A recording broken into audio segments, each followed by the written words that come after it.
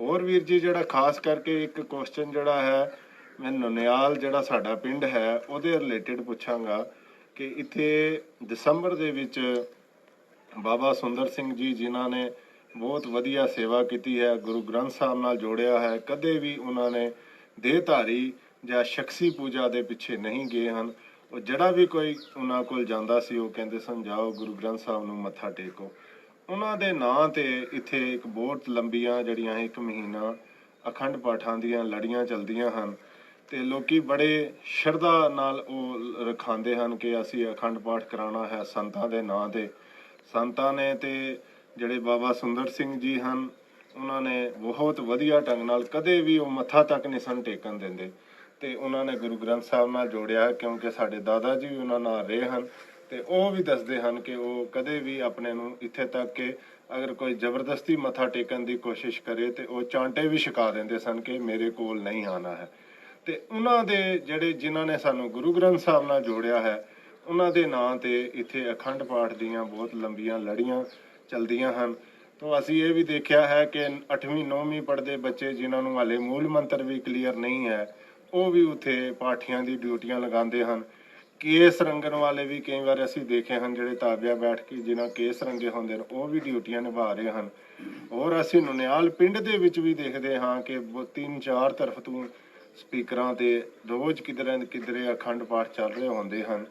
ਅਖੰਡ ਪਾਠ ਦੀ ਕੀ history ਹੈ ਕਿ ਅਖੰਡ ਪਾਠ ਰਖਾਉਣ ਨਾਲ ਜਿਹੜਾ ਹੈ ਇੱਕ ਸਿੱਖ ਦੇ ਨੂੰ ਕੀ ਲਾਭ ਹੁੰਦਾ ਹੈ ਇਹ ਵੀ ਵੀਰ ਜੀ ਤੁਸੀਂ ਇਸ ਇਲਾਕੇ ਵਿੱਚ ਦੀਆਂ ਸੰਗਤਾਂ ਨੂੰ ਜ਼ਰੂਰ ਕਲੀਅਰ ਕਰੋ ਕਿਉਂਕਿ ਇਸ ਇਲਾਕੇ ਦੇ ਵਿੱਚ ਬੜੀ ਲੰਬੀ ਲਿਸਟ ਹੁੰਦੀ ਹੈ। ਕਈ ਵਾਰ ਕਹਿੰਦੇ ਹਨ ਕਿ ਸਿਫਾਰਸ਼ਾਂ ਕਰ ਕਰਕੇ ਜਿਹੜੇ ਹਨ ਅਖੰਡ ਪਾਠ ਰਖਾਏ ਜਾਂਦੇ ਹਨ।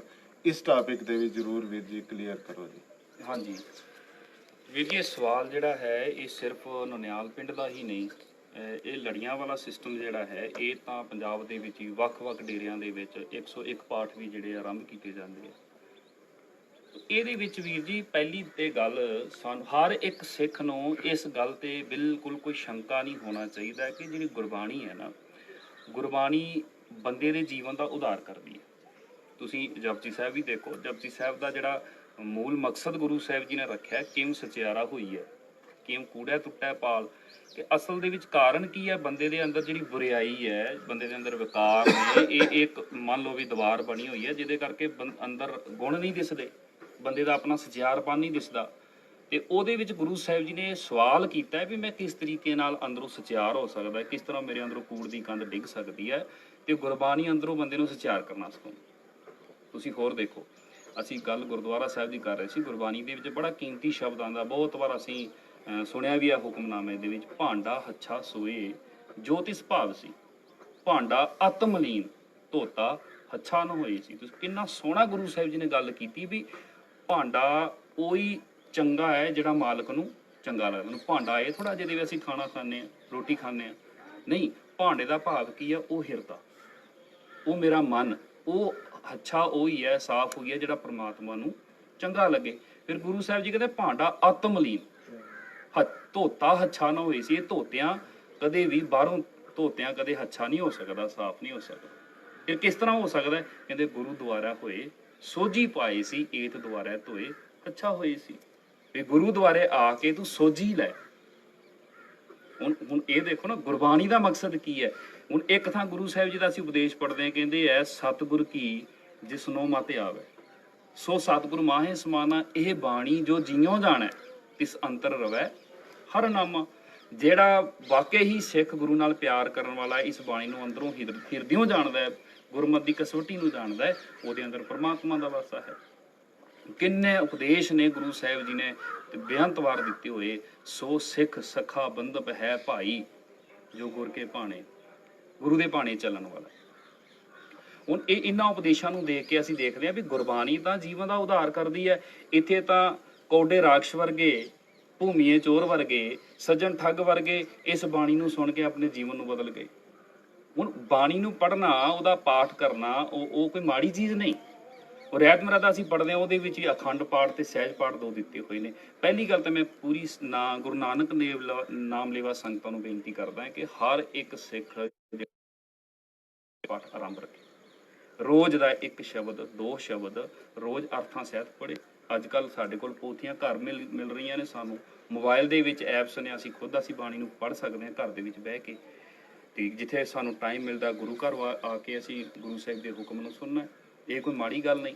ਹੁਣ ਰਹਿਤ ਮਰਾਦਾ ਵਿੱਚ ਸਹਿਜ ਪਾਠ ਸਿੱਖ ਆਪ ਕਰੇ, ਸਹਿਜੇ ਕਰੇ, ਸਮਝ ਕੇ। ਦੂਜਾ ਅਖੰਡ ਪਾਠ ਹੈ। ਅਖੰਡ ਪਾਠ ਦੇ ਬਾਰੇ ਸਿਰਲੇਖ ਵੀ ਜਿਹੜਾ ਉਹ ਕਲੀਅਰ ਦਿੱਤਾ ਹੋਇਆ ਕਿ ਪਹਿਲੀ ਤਾਂ ਗੱਲ ਇਹ ਹੈ ਵੀ ਸਿੱਖ ਪਰਿਵਾਰ ਜਿਸ ਘਰ ਦੇ ਵਿੱਚ ਅਖੰਡ ਪਾਠ ਆਰੰਭ ਹੋਣਾ ਉਹ ਆਪ ਕਰੇ। ਜੇ ਆਪ ਨਹੀਂ ਕਰਨਾ ਆਉਂਦਾ ਤੇ ਸੂਝਵਾਨ ਸਮਝਦਾਰ ਉਹ ਗ੍ਰੰਥੀ ਸਿੰਘ ਜਾਂ ਭਾਈ ਸਾਹਿਬ ਲਾਏ ਜਾਣ ਜਿਹੜੇ ਤੁਹਾਨੂੰ ਸ਼ੁੱਧ ਬਾਣੀ ਪੜ੍ਹ ਕੇ ਸੁਣਾਓ। ਤੇ ਸਮੇਂ ਦਾ ਜਿਹੜਾ ਆ ਬਿਲਕੁਲ ਵੀ ਇਹ ਨਹੀਂ ਕਰਨਾ ਵੀ ਅਸੀਂ ਇੰਨੇ ਸਮੇਂ 'ਚ ਭੋਗ ਪਾਉਣਾ। ਘੱਟ ਤੋਂ ਘੱਟ ਸਮਾਂ ਜਿਹੜਾ 48 ਘੰਟੇ ਦਿੱਤਾ ਹੋਇਆ, ਵੱਧ ਤੋਂ ਵੱਧ ਜਿੰਨਾ ਮਰਜ਼ੀ ਲੱਗ ਜਾਏ। ਹੁਣ ਇਹਦੇ ਵਿੱਚ ਕੋਈ ਦੋ ਰਾਵਾਂ ਨਹੀਂ ਕਿ ਅਖੰਡ ਪਾਠ ਸਿੱਖ ਨੇ ਕਰਨਾ ਹੈ, ਸਮਝਣਾ। ਜੇ ਨਹੀਂ ਕਰ ਸਕਦਾ ਤੇ ਸੁਣ ਤਾਂ ਸਕਦਾ। ਹੁਣ ਸਹਿਜ ਪਾਠ ਵੀ ਇਸੇ ਤਰ੍ਹਾਂ। ਪਰ ਹੁਣ ਦੇਖੋ ਰੂਪ ਰੇਖਾ ਕੀ ਬਣ ਚੁੱਕੀ ਹੈ। ਹੁਣ ਸਿਲਸਿਲਾ ਇਹ ਹੁੰਦਾ ਹੈ ਕਿ ਸਾਨੂੰ ਤੁਸੀਂ ਭੇਟਾ ਦਿਓ, ਅਸੀਂ ਕਰ ਦਿਆਂਗੇ, ਫਲ ਤੁਹਾਨੂੰ ਮਿਲ ਜਾਏਗਾ। ਤੇ ਮੈਂ ਇਸ ਤਰ੍ਹਾਂ ਕਈ ਵਾਰ ਸੋਚਦਾ ਹੁੰਦਾ ਵੀ ਭੁੱਖ ਮੈਨੂੰ ਲੱਗੀ ਹੋਵੇ ਤੇ ਮੈਂ ਕਿਸੇ ਦੂਜੇ ਬੰਦੇ ਨੂੰ ਕਹਾਂ ਵੀ ਤੂੰ ਲੰਗਰ ਪਾਣੀ ਛਕ ਲੈ ਤੇ ਮੇਰੀ ਭੁੱਖ ਮਰ ਜਾਏ। ਉਹ ਥੋੜਾ ਹੁੰਦੀ ਹੈ ਜਦੋਂ ਤੱਕ ਅਸੀਂ ਬਾਣੀ ਸੁਣਨ ਵਾਲੇ ਹੀ ਨਹੀਂ, ਬਾਣੀ ਨੂੰ ਨਾ ਅਸੀਂ ਪੜ੍ਹਨ ਨਹੀਂ ਚਾਹੁੰਦੇ। ਹੁਣ ਇਸੇ ਪ੍ਰਥਾ ਗੁਰੂ ਸਾਹਿਬ ਜੀ ਨੇ ਗੁਰਬਾਣੀ ਦੇ ਵਿੱਚ ਕਲੀਅਰ ਦੱਸ ਦਿੱਤਾ। ਗੁਰੂ ਸਾਹਿਬ ਜੀ ਕਹਿੰਦੇ ਨੇ ਭਾਈ ਪਹਿਲੀ ਤਾਂ ਗੱਲ ਪੜ੍ਹਨਾ ਸਿੱਖੋ, ਸਮਝਣਾ ਸਿੱਖੋ ਤੇ ਸਮਝ ਕੇ ਮੰਨਣਾ ਸਿੱਖੋ। ਮੰਨ ਕੇ ਹੀ ਤਾਂ ਗੁਰੂ ਦੇ ਹਜ਼ੂਰੀ, ਗੁਰੂ ਦੇ ਦਰ ਤੇ ਤੂੰ ਪ੍ਰਵਾਨ ਹੈ। ਹੁਣ ਹਾਲਾਤ ਕੀ ਨੇ? ਅਸੀਂ ਪਹਿਲੀ ਗੱਲ ਪੜ੍ਹਨਾ ਨਹੀਂ ਚਾਹੁੰਦੇ, ਸਮਝਣ ਵਾਲੀ ਤਾਂ ਦੂਰ ਹੀ ਗੱਲ ਹੈ।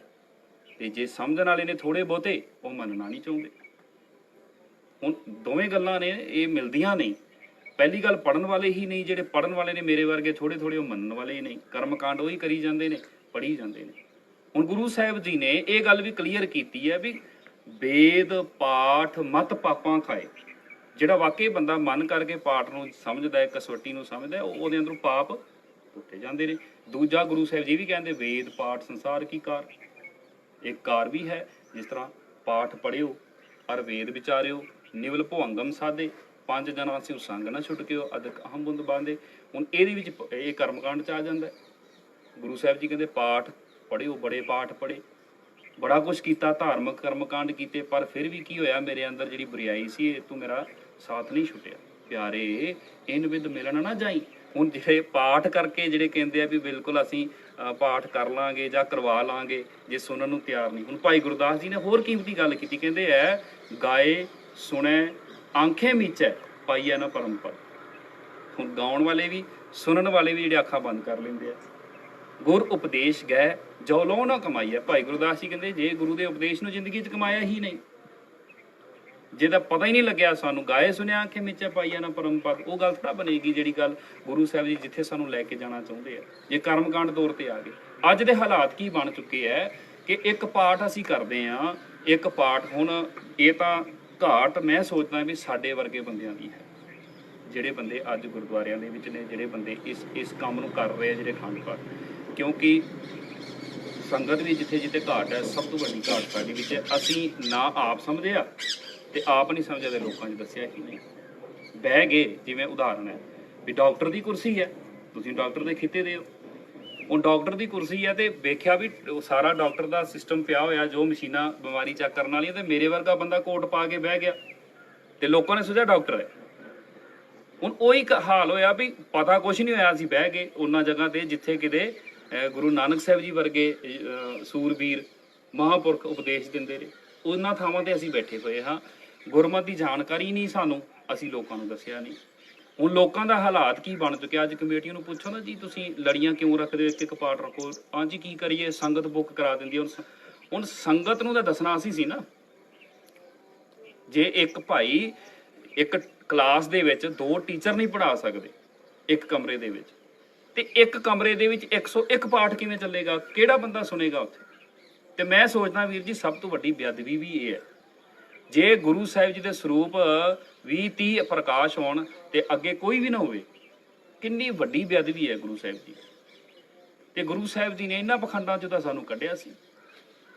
ਬੇਅੰਤ ਪ੍ਰਮਾਣ ਅਸੀਂ ਗੁਰਬਾਣੀ 'ਚ ਪੜ੍ਹਦੇ ਹਾਂ, ਸੇਵਕ ਸਿੱਖ ਪੂਜਨ ਸਭ ਆਵੇਂ ਸਭ ਗਾਵੇਂ ਹਰ ਮਾਨੀ। ਜੇ ਮੰਨੀ ਹੀ ਨਹੀਂ, ਹੋਰ ਦੇਖੋ ਗੁਰੂ ਸਾਹਿਬ ਜੀ ਨੇ ਹੋਰ ਕਰੜੇ ਸ਼ਬਦ ਬੋਲੇ ਆ। ਸਤਿਗੁਰ ਕੀ ਪ੍ਰਤੀਤ ਨਾ ਆਈਆ, ਸ਼ਬਦ ਨਾ ਲਾਗੋ ਭਾਓ, ਉਸ ਨੂੰ ਸੁਖ ਨਾ ਉਪਜੈ, ਭਾਵੇਂ 100 ਗੇੜਾ ਆਓ ਜਾਓ।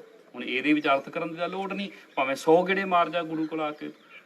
ਜੇ ਗੁਰੂ ਦੇ ਨਾਲ ਸ਼ਬਦ ਨਾਲ ਪਿਆਰ ਹੀ ਨਹੀਂ ਪਿਆ ਤੇਰਾ, ਗੁਰੂ ਦੇ ਉੱਤੇ ਸ਼ਰਧਾ ਹੀ ਨਹੀਂ ਬਣੀ, ਵਿਸ਼ਵਾਸ ਹੀ ਨਹੀਂ ਬਣਿਆ, ਤੇ ਸਾਡੇ ਵਰਗੇ ਬੰਦੇ ਗੁਰਦੁਆਰੇ ਵੀ ਜਾਂਦੇ ਆ, ਪਾਠ ਵੀ ਕਰਾਉਂਦੇ ਆ, ਇਹੀ ਸਿਆਣਿਆਂ ਕੋਲ ਫਿਰਦੇ ਜਾਂਦੇ ਆ।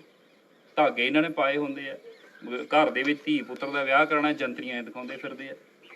ਤੇ ਇਹ ਸ਼ਰਧਾ ਥੋੜੀ ਹੋਈ ਗੁਰੂ ਕੋਲ ਜਾ ਕੇ।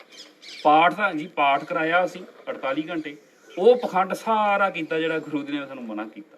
ਹੁਣ ਇਹਨਾਂ ਪਾਠਾਂ ਚੋਂ ਨਿਕਲ ਕੀ ਰਿਹਾ? ਇਹ ਹੈ ਵੀ ਜਿੱਥੇ ਆਮਦਨ ਗੁਰਦੁਆਰੇ ਨੂੰ ਆ ਰਹੀ ਹੈ, ਪੈਸੇ ਵੱਧ ਰਹੇ ਹੈ, ਪਰ ਇਹਦੇ ਵਿੱਚੋਂ ਜੇ ਅਸੀਂ ਕਹੀਏ ਵੀ ਕੋਈ ਗੁਰਮਤ ਦੀ ਕਸਵੱਟੀ ਜਾਂ ਗੁਰੂ ਦੀ ਜਾਣਕਾਰੀ ਹੋ ਰਹੀ, ਸਾਨੂੰ ਗੁਰਮਤ ਦੇ ਬਾਰੇ ਕੋਈ ਸਮਝ ਲੱਗ ਰਹੀ ਹੈ, ਇਹ ਬਿਲਕੁਲ ਨਹੀਂ ਲੱਗ ਰਹੀ। ਇਹ ਸਰਾਸਰ ਮਨਮਤਾਂ ਕੀਤੀਆਂ ਜਾ ਰਹੀਆਂ ਨੇ, ਤੇ ਇਹਨਾਂ ਚੀਜ਼ਾਂ ਨੂੰ ਕੱਢਣ ਦੇ ਲਈ ਸਾਨੂੰ ਆਪ ਉਪਰਾਲਾ ਕਰਨਾ ਪਏਗਾ। ਇਸ ਤਰ੍ਹਾਂ ਦੇ ਕਾਰਜ ਆਰੰਭਣੇ ਪੈਣਗੇ ਤਾਂ ਕਿ ਲੋਕਾਂ ਦੇ ਵਿੱਚ ਗੁਰਬਾਣੀ ਦੀ ਜਾਗਰਤੀ ਆਵੇ, ਗੁਰਬਾਣੀ ਦੀ ਸਮਝ ਲੱਗੇ, ਤਾਂ ਕਿ ਹਰ ਇੱਕ ਬੰਦਾ ਆਪ ਪਾਠ ਕਰਨਾ ਸਿੱਖੇ। ਜੇ ਆਪ ਨਹੀਂ ਕਰ ਸਕਦਾ, ਘੱਟ ਤੋਂ ਘੱਟ ਸਿਆਣਾ ਬੰਦਾ ਬੁਲਾਏ। ਪਾਠ ਨੂੰ ਉਚਾਰਨ, ਪਾਠ ਦੇ ਅਰਥਾਂ ਨੂੰ ਮੁੱਖ ਰੱਖਦਿਆਂ ਹੋਇਆਂ ਪਾਠ ਦਾ ਸ਼ੁੱਧ ਉਚਾਰਨ ਕਰੇ। ਸੋ ਇਹਨਾਂ ਪਖੰਡਾਂ ਤੋਂ ਬਚਣਾ ਪੈਣਾ ਸਾਨੂੰ। ਜਿੱਥੇ ਇੱਕ ਪਾਠ ਹੈ, ਮੈਂ ਸੋਚਦਾ ਵੀ ਇੱਕ ਪ੍ਰਕਾਸ਼ ਹੋਵੇ ਤੇ ਹਜ਼ਾਰਾਂ ਹੀ ਸੰਗਤ ਸੁਣਨ ਵਾਲੀ ਹੋਵੇ, ਪਰ ਇੱਥੇ ਕੀ ਹੈ, ਸੁਣਨ ਵਾਲਾ ਇੱਕ ਵੀ ਨਹੀਂ ਤੇ ਪ੍ਰਕਾਸ਼ ਕਈ ਹੋ ਰਹੇ ਹੈ, ਮਨਮਤ ਹੈ ਪੂਰੀ। ਸੋ ਇਹਨਾਂ ਗੱਲਾਂ ਤੋਂ ਅਸੀਂ ਬਚਣਾ ਹੈ ਆਪ। ਇਹ ਬਹੁਤ ਵੱਡੀਆਂ ਜਿਹੜੀਆਂ ਸਮੱਸਿਆਵਾਂ ਬਣੀਆਂ ਹੋਈਆਂ ਨੇ ਪੰਜਾਬ ਦੇ ਵਿੱਚ। ਅਸੀਂ ਪੰਜਾਬ ਦੇ ਵਿਚਰਦੇ ਹਾਂ, ਸੇਵਾ ਕਰਦੇ ਹਾਂ, ਵੇਖਿਆ ਪੰਜਾਬ ਦੇ ਵਿੱਚ ਵੀ ਡੇਰੇ ਕਿੰਨੇ ਬਣੇ ਹੋਏ ਆ ਤੇ ਕਿੰਨੇ ਹੀ ਪ੍ਰਕਾਸ਼ ਕੀਤੇ ਹੋਏ ਆ। ਤੇ ਜਿੱਥੇ ਮੈਂ ਐਗਜ਼ਾਮਪਲ ਹੀ ਦਿੰਦਾ ਵੀ ਇੱਕ ਪਾਠ ਦੀ 5000 ਭੇਟਾ ਹੁੰਦੀ ਹੈ, ਤੇ ਜਿੱਥੇ ਤੁਸੀਂ 40-50 ਪਾਠ ਚੱਲਣਗੇ ਤੇ 50 ਗੁਣਾ ਵੱਧ ਗਈ। ਗੱਲ ਤਾਂ ਪੂਰਾ ਸਿਲਸਿਲਾ ਪੈਸੇ ਦਾ ਹੈ, ਹੋਰ ਕੁਛ ਨਹੀਂ। ਸੋ ਮੇਰੀ ਬੇਨਤੀ ਹੈ ਕਿ ਇਹ ਕਰਮਕਾਂਡ ਜਿਹੜੇ ਨੇ ਬਿਲਕੁਲ ਖਤਮ ਕੀਤੇ ਜਾਣ ਗੁਰੂ ਘਰਾਂ ਦੇ ਵਿੱਚ। ਪ੍ਰਬੰਧਕ ਸੱਜਣਾ ਆ ਕੇ ਮੇਰੀ ਬੇਨਤੀ ਹੈ ਕਿ ਆਪ ਤੁਸੀਂ ਗੁਰਬਾਣੀ ਨੂੰ ਪੜ੍ਹ ਕੇ ਸਮਝ ਕੇ ਆਪ ਸਿਧਾਂਤ ਨੂੰ ਸਮਝੋ, ਗੁਰਮਤਿ ਦੀ ਕਸਵੱਟੀ ਤੁਹਾਡੇ ਕੋਲ ਹੋਵੇ। ਤੁਸੀਂ ਕੋਈ ਮਨਮਤ ਕਰਦਾ, ਤੁਹਾਡਾ ਫਰਜ਼ ਬਣਦਾ ਰੋਕਣ ਲਈ। ਇੱਕ ਅਸੀਂ ਉਦਾਹਰਨ ਵਰਤਦੇ ਨਾ, ਘਰ ਦਾ ਕੂਕਰ ਹੁੰਦਾ, ਜਿਹੜਾ ਕੁੱਤਾ ਹੁੰਦਾ ਤੇ ਘਰ ਦੀ ਰਾਖੀ ਕਰਦਾ, ਤੇ ਸਾਡੇ ਵਰਗੇ ਬੰਦੇ ਜਿਹੜੇ ਆ ਗੁਰੂ ਘਰ ਦੀ ਰਾਖੀ ਕਰਨ ਵਾਲੇ, ਸਾਡਾ ਫਰਜ਼ ਬਣਦਾ ਹੈ ਸੰਗਤ ਨੂੰ ਜਾਣੂ ਕਰਾਉਣਾ ਵੀ ਇਹ ਮਨਮਤ ਹੈ, ਇਹ ਗੁਰਮਤ ਹੈ। ਜੇ ਭਾਈ ਪਾਠ ਰੱਖਣਾ ਹੈ ਤੇ ਪਾਠ ਟਾਈਮ ਕੱਢ ਕੇ ਸੁਣੋਗੇ। 2-2 4-4 ਪਾਠ ਬਿਲਕੁਲ ਨਹੀਂ ਰੱਖਣੇ ਚਾਹੀਦੇ। ਸੁਣਨ ਵਾਲੇ ਬੰਦੇ ਜਿੰਨੇ ਮਰਜ਼ੀ ਹੋਣ, ਪਾਠ ਇੱਕੋ ਹੋਵੇ। ਸੋ ਇਹ ਸਾਨੂੰ ਇਸ ਵਾਰ ਝਾਤੀ ਮਾਰਨੀ ਚਾਹੀਦੀ ਹੈ। ਸੰਗਤ ਦੇ ਅੱਗੇ ਵੀ ਬੇਨਤੀ ਹੈ ਵੀ ਭਾਈ ਸਾਰੇ ਜਾਗੋ। ਇੱਥੇ ਗੁਰਬਿਨ ਘੋਰ ਅੰਧਾਰ ਹੀ ਰਹੇਗਾ ਜਦੋਂ ਗੁਰੂ ਦਾ ਗਿਆਨ ਤੁਹਾਡੇ ਵਿੱਚ ਨਹੀਂ ਆਏਗਾ, ਤੇ ਉਹ ਹਨੇਰਾ ਹੀ ਹਨੇਰਾ ਹੈ।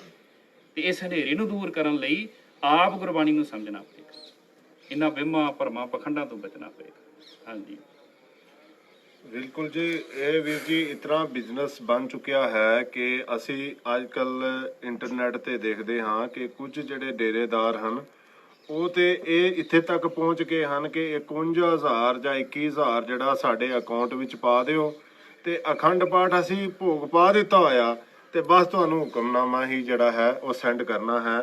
ਤੇ ਇੱਥੇ ਮੈਂ ਵੀ ਇੱਕ, ਤੁਸੀਂ ਪ੍ਰਚਾਰਕ ਲਾਈਨ ਦੇ ਬੰਦੇ ਹੋ ਤੇ ਵੀਰ ਹੋ, ਤੇ ਮੈਂ ਇਹ ਚੀਜ਼ ਵੀ ਕਲੀਅਰ ਕਰਨਾ ਚਾਹੁੰਦਾ ਹਾਂ ਕਿ ਜਿਨ੍ਹਾਂ ਦਾ ਕੰਮ ਸੀ, ਜਿਸ ਤਰ੍ਹਾਂ ਤੁਸੀਂ ਕਿਹਾ ਕਿ ਜਿਨ੍ਹਾਂ ਦਾ ਪ੍ਰਚਾਰਕਾਂ ਦਾ ਕੰਮ ਸੀ, ਉਹ ਕਦੇ ਨਹੀਂ ਕਿਸੇ ਨੂੰ ਕਹਿੰਦੇ ਕਿ ਬਈ ਅਖੰਡ ਪਾਠ ਰੱਖਿਆ ਹੈ ਤੇ ਸੁਣੋ ਬੈਠ ਕੇ ਤੇ ਅਮਲ ਕਰੋ।